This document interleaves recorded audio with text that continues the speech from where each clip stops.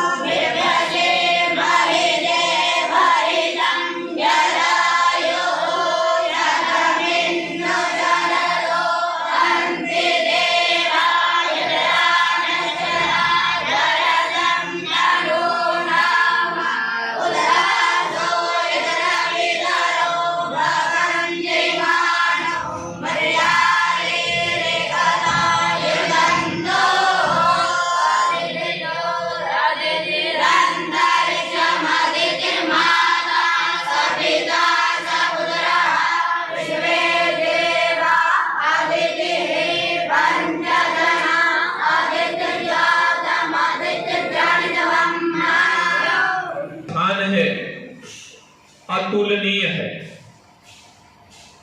मानस की एक एक चौपाई में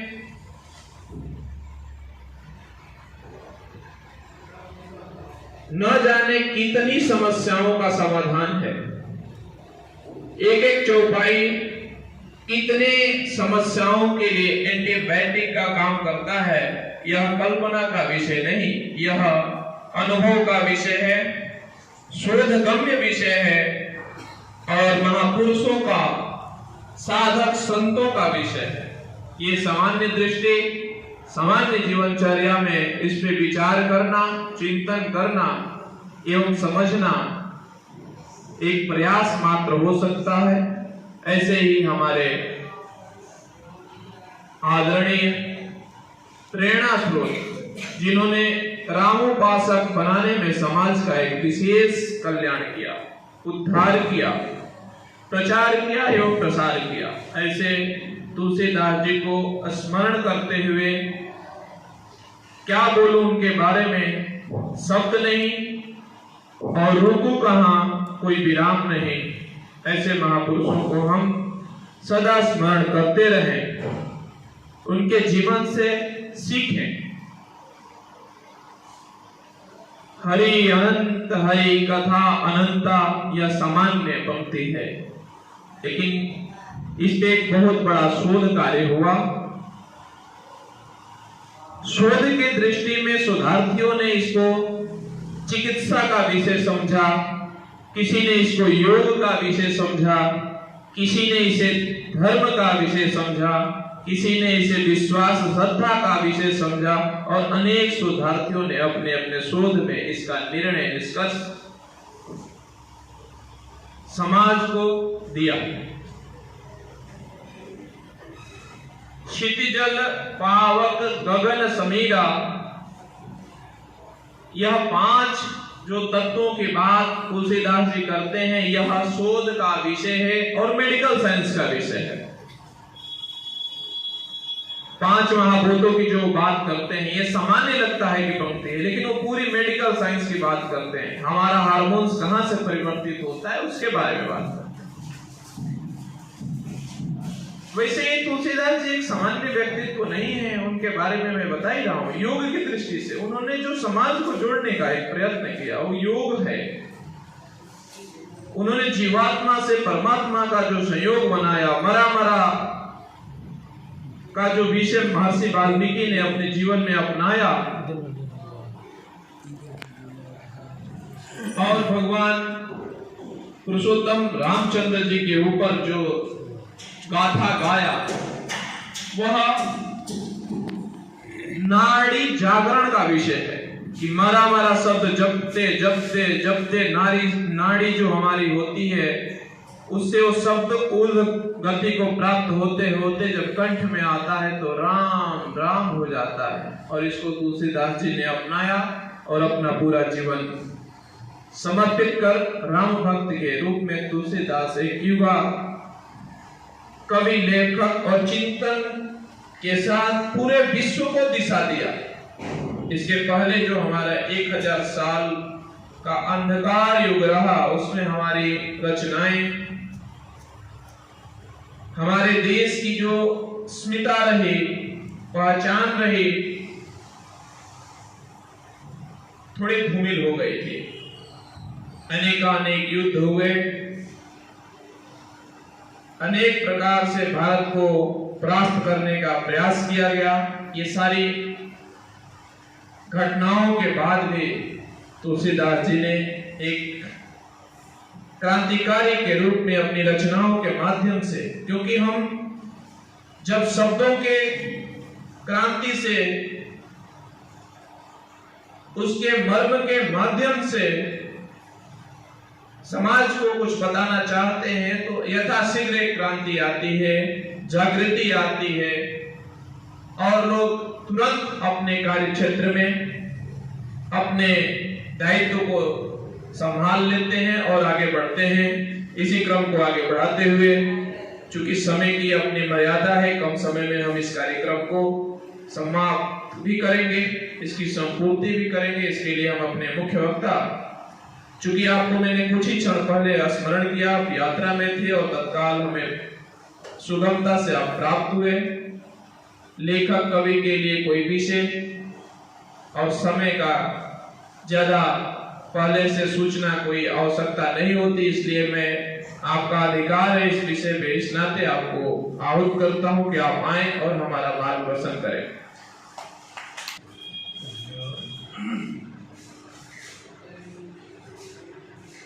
मैं कोई विशेष तैयारी भी नहीं कर पाया, तो रास्ते में था तो इनका फ़ोन आ गया, तो मुझे तो बड़ा अच्छा लगता है। मैं सौभाग्य समझता हूँ जो इन्होंने बुलाया, और आप जैसे कल के ये जितने भी बैठे हैं, ये अंतर्राष्ट्रीय हीरे जो है इनको तराशा जा रहा है और कल ये चमक देंगे। तो ऐसा है कि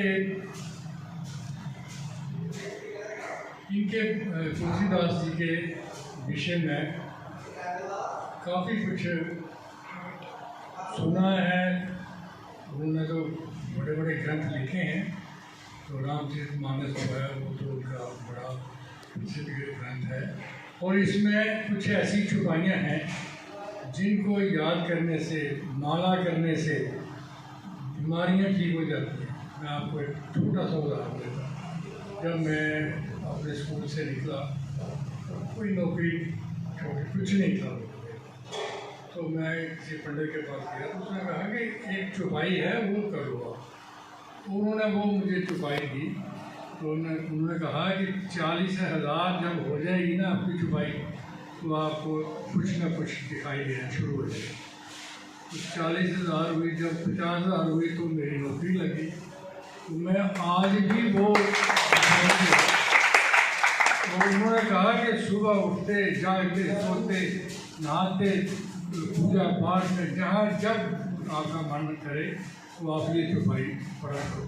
तो वो मैं आज भी पढ़ता रहता हूँ, और मैं बड़े सारे लोगों को भी बताता हूँ कि नहीं ऐसा ऐसा है, जो मेरे साथ हुआ है वो आपको भी फ़ायदा हो सकता है, तो आप ये चुपाई करो। तो ऐसा है कि ये बहुत कुछ है इसमें, जो रामायण है इसमें बहुत कुछ है।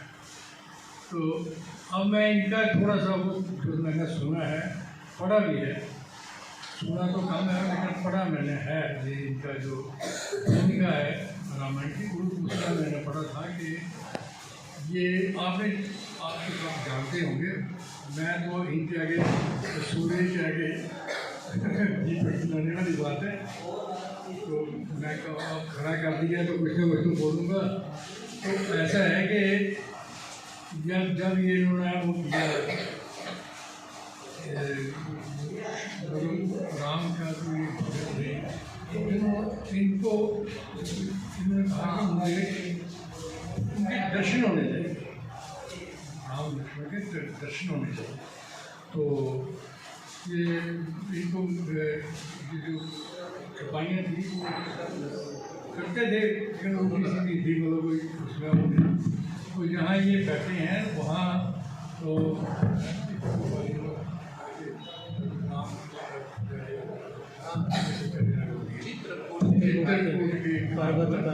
वही संतन की